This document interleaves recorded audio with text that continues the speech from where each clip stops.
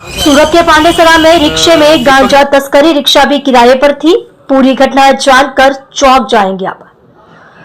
No drugs in Surat city अभियान के तहत सूरत एलसीबी जोन 4 की टीम ने सूरत के पांडेसरा दक्षेश्वर मंदिर के पास एक ऑटो रिक्शा में गांजा की तस्करी कर रहे एक ऑटो रिक्शा चालक सहित 3 आरोपियों को गिरफ्तार किया। पुलिस ने आरोपियों के पास एक ऑटो रिक्शा, 3 मोबाइल फोन और भारी मात्रा में मारिजुआना बरामद किया है तथा कुल 1,80,000 रुपये से अधिक की राशि जब्त कर ली है तथा आगे की जांच कर रही है।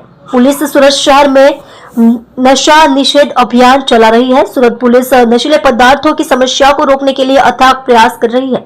मादक पदार्थ और मारिजुआना की तस्करी में शामिल तत्वों के खिलाफ सख्त कार्यवाही की जा रही है, जिसके अनुसार सूरत एलसीबी जोन 4 की टीम ने ऑटो रिक्शा में गांजा की तस्करी कर रहे 3 लोगों को पकड़ा है। आरोपियों के पास से 6 किलोग्राम से अधिक मारिजुआना, एक मोबाइल फोन, एक ऑटो रिक्शा और अन्य कीमती सामान जब्त कर आगे की जांच की है।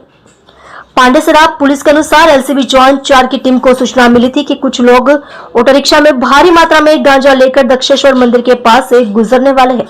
इस सूचना के आधार पर निगरानी रखी गई और एक ऑटो रिक्शा चालक सहित 3 लोगों को पकड़ लिया गया। ऑटो रिक्शा की तलाशी में एक प्लास्टिक बैग में 6 किलोग्राम से अधिक मारिजुआना बरामद हुआ। गांजा की खेप ले जा रहे आरोपी मोहम्मद वहाब अमन, रकीब शेख और अकबर उर्फ बल्लू को गिरफ्तार कर लिया गया। पुलिस पूछताछ के दौरान पता चला कि आरोपी मोहम्मद वहाब अमन अपनी बचत से यह ऑटो रिक्शा चलाता है।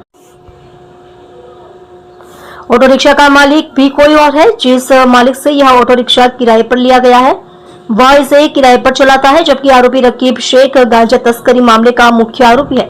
एलसीबी जोन 4 द्वारा जांच की गई है कि आरोपी इतनी मात्रा में गांजा कहां से लाए थे और इसे कहां ले जाने वाले थे। हालांकि पुलिस जांच में गिरफ्तार आरोपियों का कोई आपराधिक इतिहास सामने नहीं आया, लेकिन पुलिस यह भी जांच कर रही है कि आरोपियों के खिलाफ पहले भी कोई अपराध दर्ज है या नहीं। आप देख रहे हो यश दर्शन न्यूज चैनल, संपादक मुकेश पाटिल के साथ।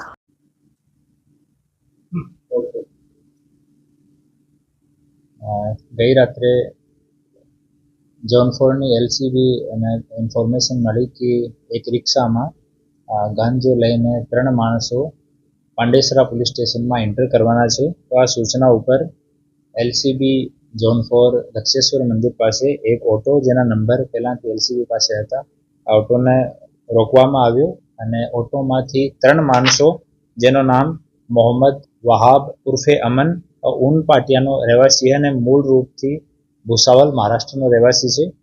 બીજો રાકીબ સનોબ શેખુદ્દીન શેખ પણ ઊન પાટિયાનો રહેવાસી છે અને મૂળ રૂપથી વર્ધમાન પશ્ચિમ બંગાળનો રહેવાસી છે।